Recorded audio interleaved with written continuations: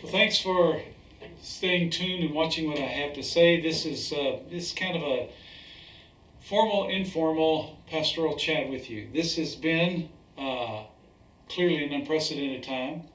And I want to start off by saying how proud I am of the folks at Family Bible Church and how that they have continued to do church and to be church, even though our ability to meet on Sunday morning as a collective group has been really infringed on. We've continued to meet via the internet, videos just like this one. Well, not only that, we've continued to meet, small groups have met, Sunday school classes have met, ministries have met, ministries are reaching out, people are ministering to one another, helping one another, constantly being the church. Even though our meeting schedule and processes have been interrupted, I am really proud and pleased and think that God is honored by the fact that we keep functioning as the church, even though we've had to do the social distancing for safety's sake. So I have a few things I want to talk to you about the whole reopening plan for it's what's called reopening, coming back together and meeting as in person as church again. First thing I want to talk about, I'll check some of the things off as I move along, is the reality of the threat. I mean, in early March, we were told to stop meeting because of the threat of the COVID virus. And of course, we complied with what our government said for the protection of our people, just like we comply with building rules and regulations and so forth. And one of the problems of it is that we don't know much about COVID virus. We know a whole lot more now than we did 2 months ago. But we're still learning, constantly trying to gather the information, interpret the information, determine whether or not the sampling was the right size for the test, and if this was the right kind of test, and so forth. All those things that we don't know makes us wonder about what's really going on. But the threat is very much a reality, and we live in a bubble here on Whidbey Island. I mean, it's a beautiful place to live. God's really blessed us here. We have actually been relatively stable considering all the cutbacks and restrictions that have been imposed upon us. The community's been relatively stable. There's some people suffering a great deal, but there's a lot of people who are reaching out and helping. But what really brought it home to me as a reality was not seeing the people in the hospital, because you can't go to the hospital to see those that are there, the few that have had the virus here on the island. But when one of our members, Kirk Calander, was called out by FEMA to be on the DMORT team, the Disaster Mortuary Operational Response Team, was sent to New York City in order to help process the bodies, the overflow of bodies. Kirk was related to a number of us what it was like every single day in the multiple temporary morgues that are set up, utilizing refrigerated trucks and so forth. Every day, 80 to 100 bodies, the overflow from the hospitals coming into each of the morgues. He said every single day for blocks, the cars from the funeral home would line up for blocks to be able to pick up bodies. So they would release about 80 to 100 a day, but they would get that many back in. And as I continued to read the reports of what they were going through, all of a sudden I went, wow, this is very real and a big threat. Otherwise, it doesn't always seem real, because most of us don't know anyone, thankfully, don't know anyone personally. Some of you do. Some of you have relatives, and you have gone through the heartbreak of watching them battle with this disease. And for those of you who are suffering the loss of loved ones, the radical change in life, our prayers and our hearts go out to you. But it is very much a real threat, and we took the procedures to restrict our meeting together seriously because we understand it's a very real threat. But what I need to say is that our worldview has a whole lot to do with how we interpret the threat. If you happen to be on a certain mindset, then you have a great deal of suspicion about what goes on in government. Other ends of it, it's all sorts of things that impact the way we interpret information. All of that's okay. But what it ends up doing is it ends up causing us sometimes to not recognize that we need to do things to make sure that the bubble stays here, that we enjoy it, that we don't infect or spread to someone else. We've already seen, even not too many miles from here, what happened when a church choir got together to practice. And it turned out that one asymptomatic person came and the entire large choir was impacted and several people died as a result of exposure. We need to care about others, and we do care about others. So the reality of the threat, it is very real. More than sufficient records of people in hospitals to know that we are dealing with a very real threat. Now, consequently, with regards to disagreeing about the level of threat, that's going to happen because we're different, okay? I've seen every kind of response. I've seen varying response from the people that I know that are deeply embedded in the medical field, from research professionals to clinicians. I've seen varied response, and for us non-medical professionals, we just say, oh, okay, well, this one says this and that one says that, and what do we do with it? Okay, we need to recognize that in a situation where we have slowly increasing knowledge, diverse interpretations, that we indeed are living with an unavoidable diversity in our interpretation. We need to recognize that we will disagree about what's the right procedure. Should we have done this? Should we have not done that? Should this happen this way or not that way? Is this government overreach or is this not? I'm not criticizing one way or the other. What I'm saying is we are clearly a diverse culture, and we are a diverse church. We have people pretty much across the better part of the spread of the political spectrum when it comes to conservative to liberal. We have a nice, I think, I'm proud of, pretty good mixture of variations within our church, because Christianity is not about one political persuasion. And in our disagreement and in our diversity, we must rise up as mature Christians and maintain unity. Now let me cover this. The number one motivation in our compliance with the governor's call to restrict meeting together is for the safety of our church and of our community. That's the reason we did it. We care about people. We care about their health. In the absence of knowledge, we take the prudent, and Proverbs has a ton to say about the wisdom of prudence. Prudence foresees the evil and hides itself. Prudence results in doing better almost all the time. Rarely is prudence not pay off and benefit. And so we have taken the tact, if you please, to go with safety in regards. Now, we are about to begin a reopening process at Family Bible Church. I never know what's going to come down the pike. We have had like 3 major revisions of a 5-page long document about reopening policies, procedures, and time schedule. The ink, of course it's a computer, so the ink doesn't dry, but basically the ink had not more than dried, and we would get more information coming back, so we would have to adjust this, that, and the other.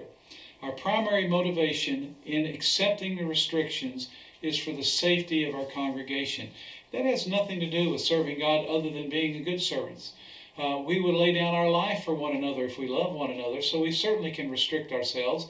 The Apostle Paul said, I can eat whatever I want. Nothing is intrinsically evil. But if my eating meat causes a brother to stumble, then I won't eat meat as long as I live. I will care about others. We need that attitude. We need that graciousness among ourselves as we deal with the different interpretations, the different comfort level. Some people are a lot more comfortable with risk. I mean, I have my mask. I wear my mask according to the policies and procedures that our government has laid out in order to protect. And I recognize that most of my mask wearing is all about protecting the people who are around me. That's the primary benefit. And I'm supposed to care about people like that. So we need to recognize that the reasons we have done what we have done have been to try to follow the general guidelines to keep us safe. Agree with them or not agree with them, prudence says follow them, and that's what we have done. Now we've gotten word from our governmental leaders that it is enough under control. We've gained enough information, enough understanding of the way this disease spreads, how it's spreading in our neighborhood, in our area, in our community, in our state, that we can now say that we can meet in groups of 50 or less. And so we're moving in that direction, and we're moving rapidly. As of right this moment, the plan is that we will begin opening the doors Sunday, June 7th, for gatherings of 50 or less. And so we want to give you this little philosophical, quasi-theological discussion of it. as you look at it, I realize that some people, because they've expressed it to me, are frustrated as they look around town and they see lots of people going to the grocery stores and going to the hardware stores and going here and going there. And that was allowed by the government to stay open. There is a logic to it. Agree with the logic or not, only at church and sporting events and concerts do people cluster as closely together and interact as closely as we interact at church. Only in those three scenarios is there the intensified possibility of spreading. Now, you may just sit there and go, the preacher's lost his mind. He's gone over to the dark side. That's okay. Pray for me. I am committed to the safety of the congregation, so I'm going to take the conservative side. The elders agree with me, and we're taking the conservative side. And now we have reason to believe that it is conservatively safe to begin to open up for meeting together in groups of 50 or less. Now, what you need to do is you need to adopt the position with those who go down to Mexico each year to build on the Mexico build. One of the key words there is be Gumby. And most of us, if you're not old enough to remember Gumby, you know who Gumby was. Be flexible. Things are going to change. As I mentioned earlier, we've had 3 major changes and additions of a document within a 2-week period of time before we could even get it out. It was revised and revised again, then revised a third time. And actually, now that we've already sent it out to a certain level of leadership, we're revising it again. So the plan is this. Sunday, June 7th, we'll begin to open up, to gather back together in groups of 50 or less in compliance with the religious and faith-based guidance that comes down from our governor, because we want to make sure that we do the best we can to defer to one another and to make it safe. Granted, some of you will not be able to come because your employers will restrict you. This coming or not coming for a period of time. Some of you won't be able to come until in July. I know that because I know what some of the employers require. Some of you, because you're on a high-risk scale, which actually Cheryl and I happen to be, particularly Cheryl with her health conditions, are on a higher risk, and so you may not feel comfortable, even with your mask, coming, and that is absolutely okay. To come or to not come is not a matter of right and wrong. I would strongly defend that. The Bible does not tell us that how to behave in a pandemic. We can look back over the history of the church and find that the church has done exactly what we're doing. It has options. It's done differently, but there are good examples of exactly the way we're doing being done in the past by noted and revered leadership of the church. So how's it going to happen? Here's just the general overview on social media, on Facebook, on the website, oakharborfamilybible.org, on email, on every way that we can get things out. We have a list of people that we know that do not have access to email. Those people will be called. There'll be things mailed out. But for most of you, you'll be able on social media and on the internet be able to find the details that I'm not giving you. But for now, there will be 4 services. Why 4 services? Because we're restricted to meeting in 50 or less. Do not be surprised if you're able to come and feel safe and secure, and it's appropriate, safety-wise, to come next Sunday, the 7th, if the crowds are small, because there's a huge part of our congregation whose employers will not allow them to come, and we stand with them on that.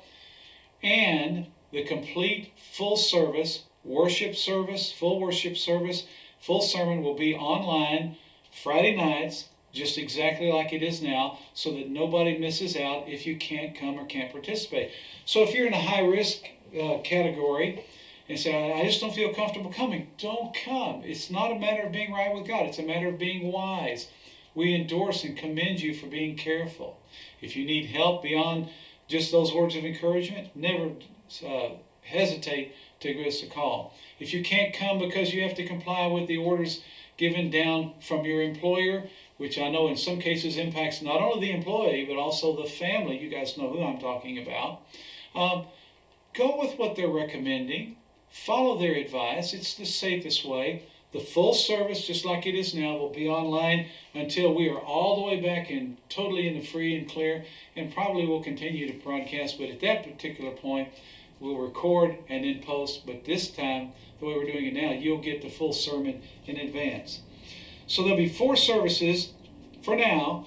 May change. Be ready at any point. You may find that we've made changes, so we'll try not to. But on Sunday the 7th of June, there'll be an 8 o'clock service, a 9 o'clock service, a 10:15 service, and 11:30 service. The services will be 40 minutes long. 40 minutes will allow us more time in between to sanitize the chairs, and you'll find when you come in that instead of sitting in a nice, comfortable, padded chairs that we normally have, you'll be sitting in hard plastic chairs because they're easier to sanitize. We had a few, and we bought a few more so that we have enough chairs that we can have them out and have them available. You'll find when you get here there'll be tape on the sanctuary floor of where you can grab enough chairs to accommodate your family unit. Many of you have family units, or you have collective units that you're already together all the time, so you're functionally a family unit, and you can grab the chairs and line them up. Be sure to keep 6 feet between you and other family units, and you can grab a chair and sit down there. And the fact that we just go 40 minutes will give us more time in between to safely move people out and then to safely move people in. So please be patient with us on this. This may work very oddly on this first Sunday we open up, and maybe several Sundays, but be patient with us. Let's be gracious Christians about this. Now, I'm sitting in my office, as you can tell. I look out the door right there, and the main lobby is right there. On this side is the south side lobby entrance. That's where we'll go in. The other doors, the north side lobby entrance will be locked. The other doors are always locked anyway on the sanctuary, but we'll get a flow in order to maintain the best safety procedures, and you'll go and then go in that way, and you'll see the tape on the floor and what to do. For checking in children, on the south end of the building between A and B, the B building and the other side of this building is where they'll be checking for children, as well as in C building, both at the lower ground level and the upper level. Details of that are coming out in an email that Pastor Brian is producing. By the way, I need to stop here and say, you know what? Pastor Brian has done an amazing job of making all these things happen. I mean, he's shepherding people, leading small groups via Zoom, dealing with people. I mean, he's just doing a bang-up job as a pastor. And so also has Pastor Dan and Rebecca have worked themselves almost to a frenzy to make sure that we did everything and are doing everything we can do during this time. I thank God for them and the ministry leaders. Ministry leaders continuing to have their small groups, having their groups meet via Zoom or however they can do it and do it in a safe way. Praise the Lord for you. Thank God for you and appreciate so much. In order to make sure that we are 50 or less in each service, 8, 9, 10, 15, or 11:30, we're going to need you to sign up for what service you're going to come. Details are going to be on the website.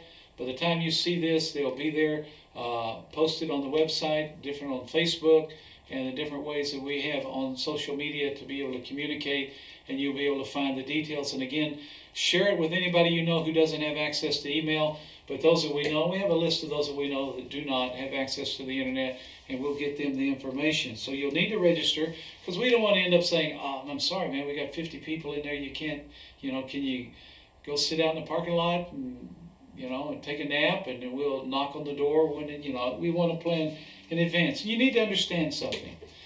And if you're uncomfortable with this, I'm absolutely with you on it. Totally endorsed your level of discomfort. If we have a COVID exposure, we will do what is necessary to inform people according to the government guidance. And if they say, well, then I am not coming, I understand. Stay with your conviction.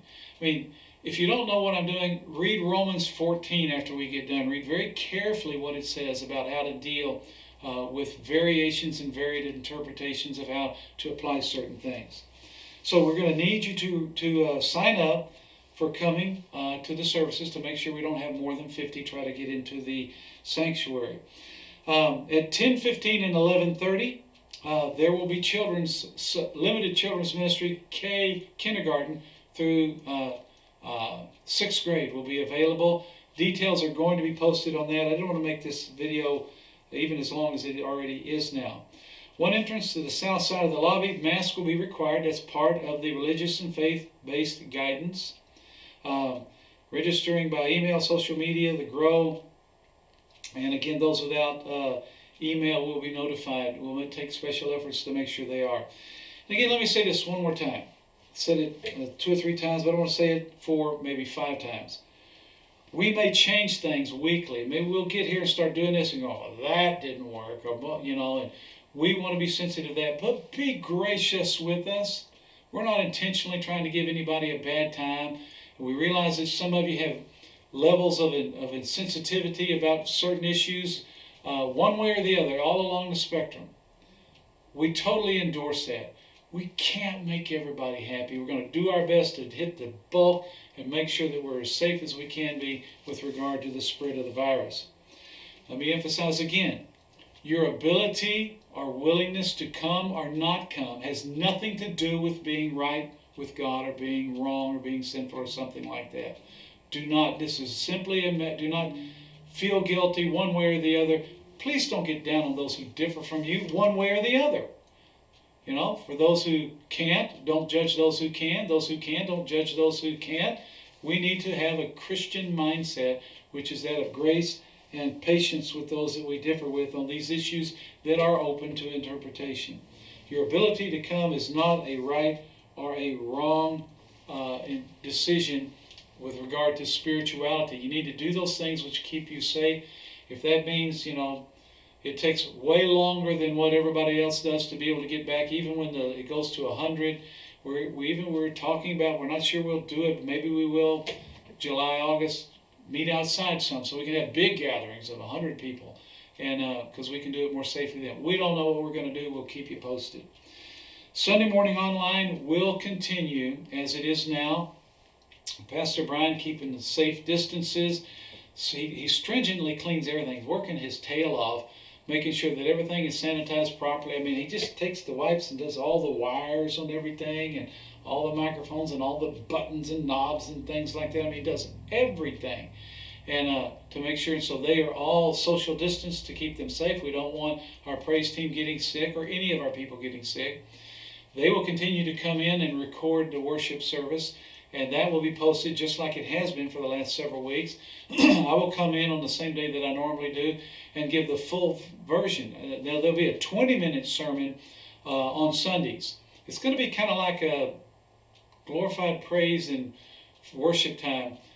Shorter sermon, same subject, but shorter version of what you would get. You'll get the full version on what is recorded, it's posted, and so we'll be doing everything we can. Now, enough of that rambling. I hope that helps. Information, the details you're thinking, well, what about? Those are all going to be posted.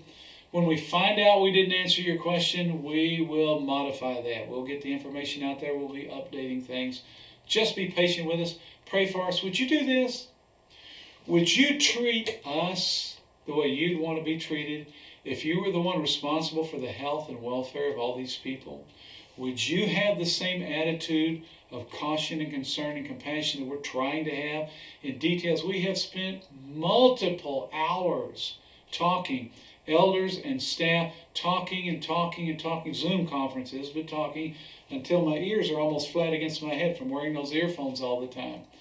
Please be gracious with us. Pray for us. Let's have and deploy ourselves and demonstrate ourselves in a mature Christian way. Let me close in prayer. Father, thank you for the safety we've enjoyed. So far, we have not been touched personally at Family Bible Church with the COVID virus. We don't deserve that kind of blessing, but we thank you for it. Help us to be responsible toward those we're around, even though some of it is very restrictive and what have you. Help us to have a good, gracious, others first attitude about how we deal with the restrictions, whether we like them or hate them. Help us to deal graciously with all the efforts that are going on to try to keep people safe and continue to operate as a church as we have been. Thank you that we can now move to coming together. Pray that you will have everybody be gracious and patient and expect to be flexible as we're calling it. Lord, help them to be Gumby when they get here, finding out things maybe don't work exactly like they anticipated. Help us to think and act and be the way Jesus would want us to be. Help us to represent you well in this pandemic in all ways. Thank you for the love of our Lord Jesus Christ. In his name I pray. Amen.